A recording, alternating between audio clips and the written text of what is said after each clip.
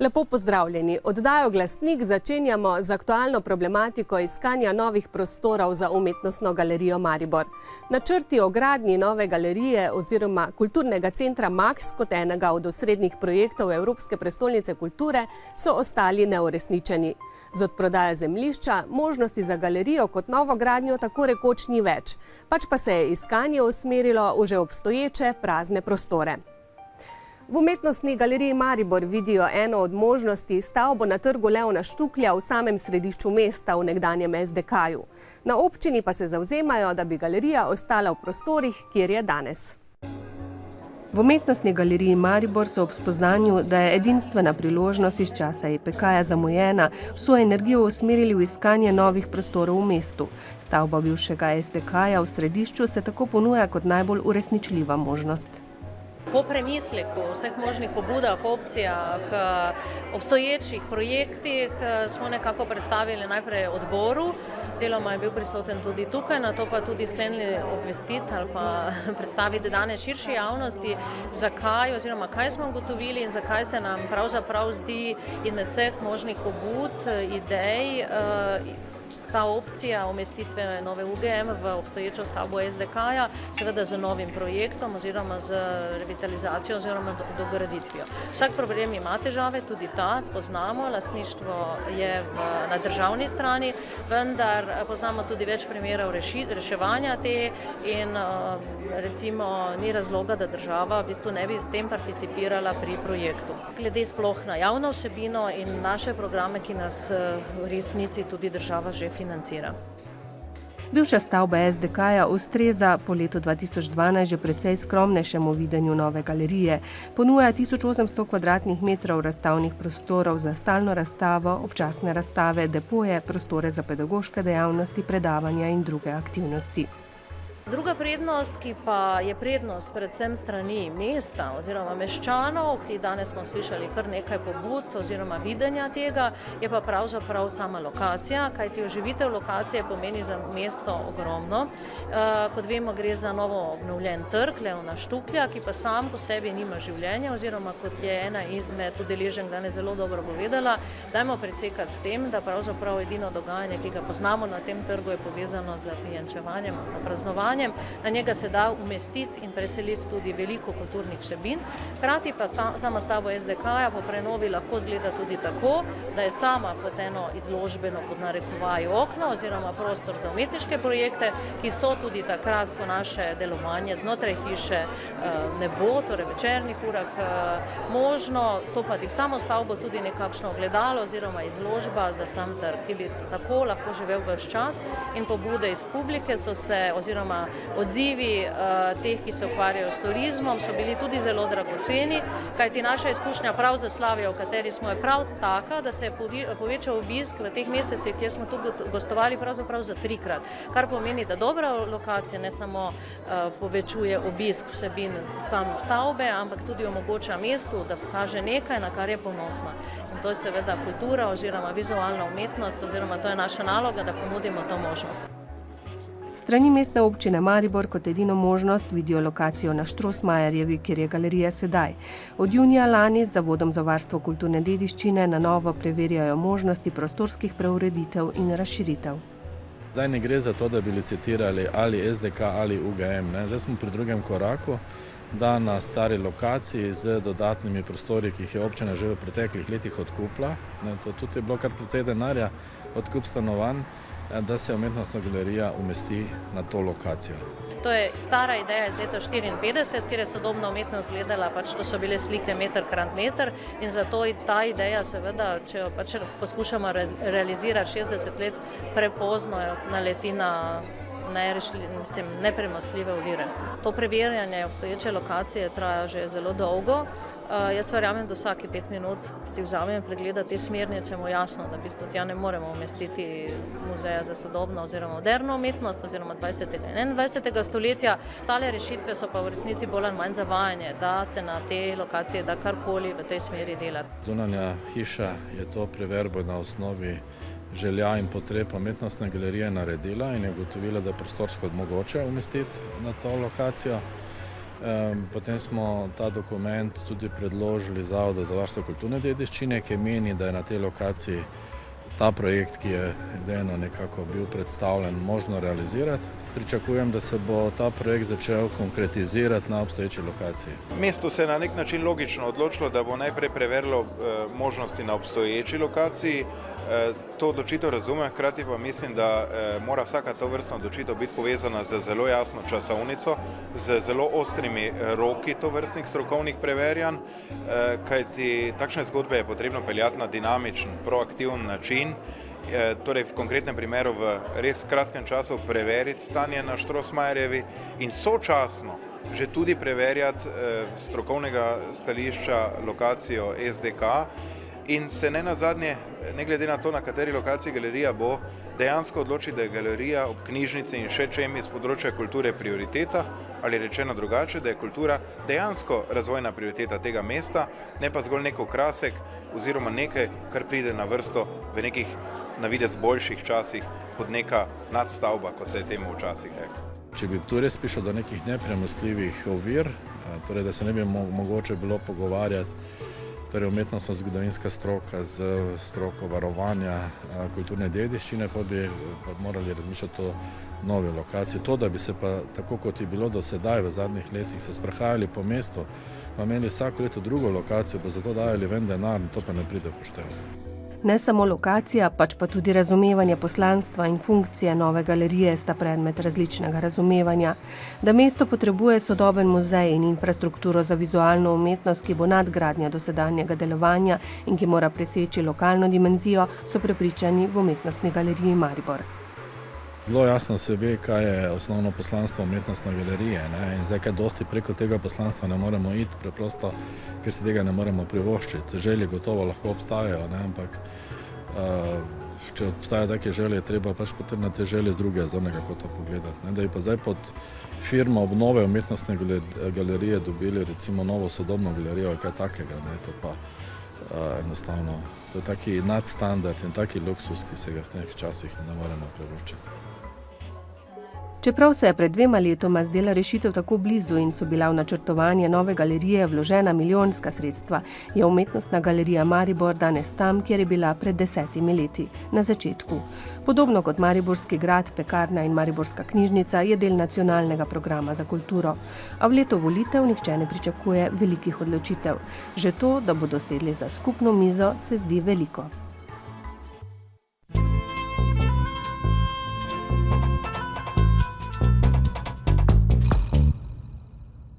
Selimo se na Ptuj. V tamkajšnjem salonu umetnosti so pripravili občasno arheološko razstavo stekla iz ptujske preteklosti. Steklo kot vsestranski material so poznali že v prazgodovini. Iz časov antičnega Ptuja pa je ohranjenih na stotine antičnih steklenih, tudi prestižnih predmetov, ki pričajo o bogastvu in pomenu tega mesta v prvih stoletjih našega štetja. Steklo kot material so poznali že 3500 let pred našim štetjem na območju Mezopotamije. Obdobje Rimskega imperija pa pomeni razcvet tudi steklarstva. Tehnike izdelave so se v tistem času zelo spreminjale in posodabljale. Tedaj so steklo izdelovali še v kalupu. Pozneje, ko se pa v 1. stoletju nekje razvije in spozna ta tehnika pihanja steklenih izdelkov, s katerim so lahko naredili zelo dosti proizvodov in se do danes seveda ni bistveno spremenila, tedaj pa pride steklo v vsako hišo, tako rekoč, v vsako gospodinjstvo in na vsako mizo. Pride tudi, zelo dostikrat se pojavlja kot pridatki v grobovih. Tudi v grobovih so razmerno skromnimi pridatki. Steklo kot krhek, lomljiv material se je velikokrat ohranilo v koščkih. Stoletja so poskrbela za različne kemične procese, zaradi katerih se je steklo spremenilo. Kljub temu pa arheologi odkrivajo tudi v celoti ohranjene steklene predmete. Večina ohranjenih steklenih posod se ohrani v grobovih. To pa zaradi tega, ker so bili grobovi nekateri skrbno zaprti. Se pravi, ali so bile čez grobne konstrukcije položene kakšne plošče, kakšne tegule ali pa v zidanih grobnicah. Takrat v bistvu najdemo tudi tako množico nekih steklenih pridatkov različnih. od posodja, steklenih žar, balzamarjev, se pravi takšnih posodic, v katerih so hranili različne parfume in dragocena olja, do različnih okrasnih predmetov, nakita in podobnega. Pravijo tudi, da je bilo steklo plastika rimskega imperija, če si predstavljate. Se pravi, bil je tako uporaben material, kot je danes plastika. S tem ga primerjajo eni raziskovalci, ne?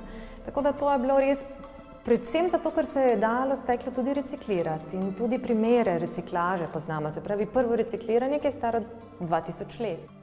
Kakovost stekla v antiki je bila zelo dobra, zato se je v veliki meri tudi ohranilo. Antično steklo pa ima svoje prepoznavne značilnosti.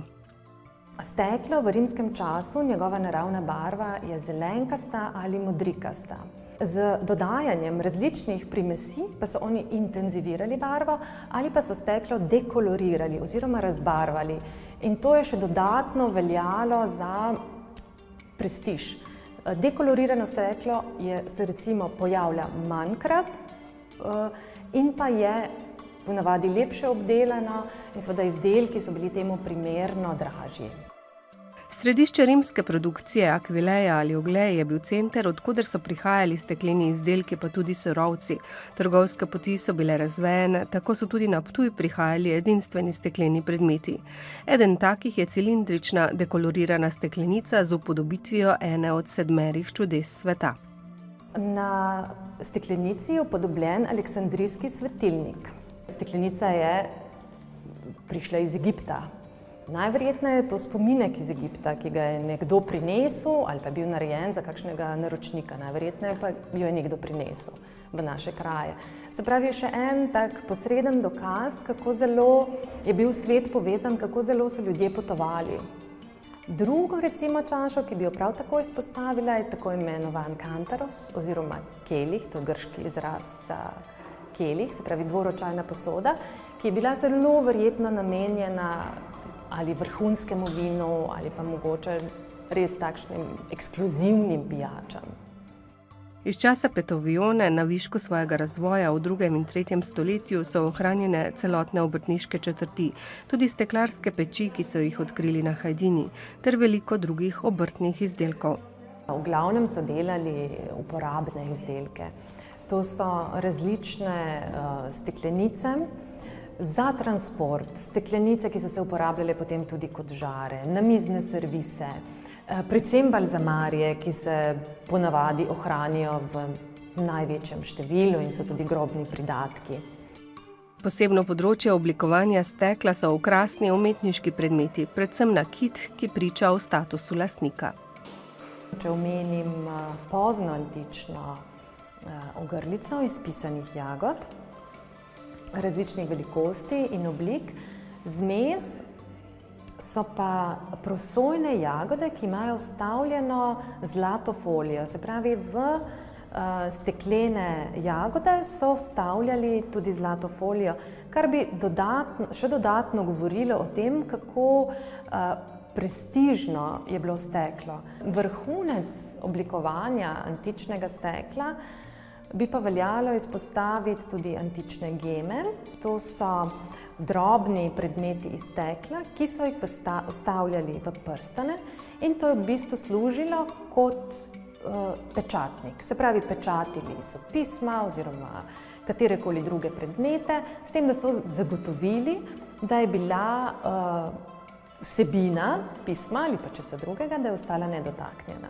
Geme, ki vsebujejo ta cel mitološki, te podobe mitološkega sveta, so seveda zelo zanimive iz nekega estetskega vidika, iz vidika tega, da posnemajo okrasni kamen, da so uporabne, ker so z njimi pečatili in da je seveda lahko ta lastnik izrazil preko geme, preko tega simbola, ki ga je nosil, seveda neko svojo pripadnost ali pa verovanje ali pa posvečenost določenemu božanstvu. Razstava stekla iz ptujske preteklosti je občasna arheološka razstava na ogled v Salonu umetnosti. Ta v delčku bogate arheološke dediščine priča o veličini tega mesta v preteklosti in skoraj nepredstavljivi blaginji antične Petovione.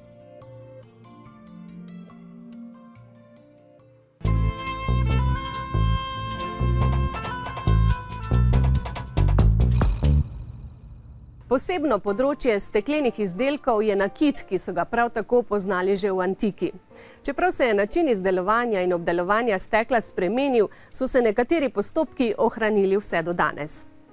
Bili smo pri gospe Taji Kukec, ki nam je prikazala način taljenja in oblikovanja stekla, kot so ga poznali v antičnem času.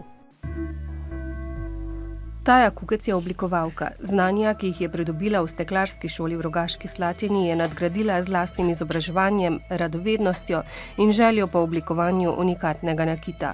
Kljub sodobnim metodam in tehničnim pripomočkom ter izbiri stekla so nekateri postopki obdelave stekla poznani že stoletja. Tako nam je lahko na preprost način pokazala, kako so nastajale perlice antičnega nakita, od preprostih enobarvnih do bogatejših z zlatimi lističi. V tem obdobju razcveta antike je bilo seveda zlato zelo pomembno. Zlata je bilo bistveno več kot v prejšnjih stoletjih in so začeli to stekleni listič vgrajevati v samo steklo, torej med plasti stekla. Kar je sicer zelo težko narediti, zaradi tega, ker ti steklo v taki tankem listku hitro spari. Prav tako spareva in zgoreva, če ga pravočasno oviješ z novo plastjo stekla, ga potem vgradiš, vtališ v osnovo. Ni bilo toliko barvno izrazito, ampak so bili bolj detajli, da so bili obdelane pod nekimi koti, da ni bila samo ena krogla in potem ta taljenje zlata vmes tudi. Redke, ampak so bile. Tehnologija je toliko napredovala, da so potem pripomočki do doseganja temperature plamena zdaj drugačni. Sam postopek dela je pa bolj ali manj enak, sicer lahko predvidevajo arheologi, na kak način so izdelovali, ampak pomembna je temperatura, pomembna je neka osnova, pomembna je steklo kot tako, kot material. Taja Kukec izdeluje nakit s tehnikama fuzije, spajanja in taljenja stekla na plamenu. Steklo dobiva iz italijanskega Murana, sodobna paleta barv in kvalitet steklenih sorovcev pa omogoča neskončne možnosti obdelave. Tehnično znanje in radovednost jo velikokrat posrkata prav v zgodovino, kjer iz starega zgodovinskega nastajajo ideje za današnji čas. Stekleno palico oziroma steklo kot surovino, ki je že v steklasti snovi, segrevam na temperaturi plamena od tam 1200 do 1400 stopinj. Ta temperatura je zato pomembna, da čim prej steklo stopimo, da je ta čas obdelave čim krajši in da dosežemo to viskoznost materijala, ki ga potem navijamo na neko osnovo kovinsko. Tako da pri tej temperaturi je ta temperatura obdelave. Steklo se pa tali dejansko, ko je že v steklasti snovi, ko je že steklo kot tako, kot surovina, tam nekje od 750 stopinj naprej do 800-820. Če je višja temperatura, postaje zelo tekoče, pa ga težje manipulirati z njim, ampak tu temperature okrog 800 stopinj ima potem masa steklena. Plamen je seveda bolj vroč. Najprej smo nanesli osnovno črno steklo, potem smo pa stekleno nit ovili okrog tega črnega stekla. Naslednji nanos je ta črna, bela spirala na črno osnovo, ki se potem zatali in pa smo naredili pravokotno obliko, ker je tudi v osnovi ni bila okrogla, ampak je bila kvadratasta pravokotna. V antičnem času je bistveno več temnozelene, črne barve, ki je prej mogoče toliko ni bilo. Bela, nekaj rumenih tonov, ampak ta kobalt modra je najbolj razširjena barva. Samo steklo so se izdelali dejansko same, ki so ga potem obdelali. Zdaj je bilo to dejansko pri lončeni peči iz talina ali steklenih palic, je zdaj to še vedno stvar raziskovanj.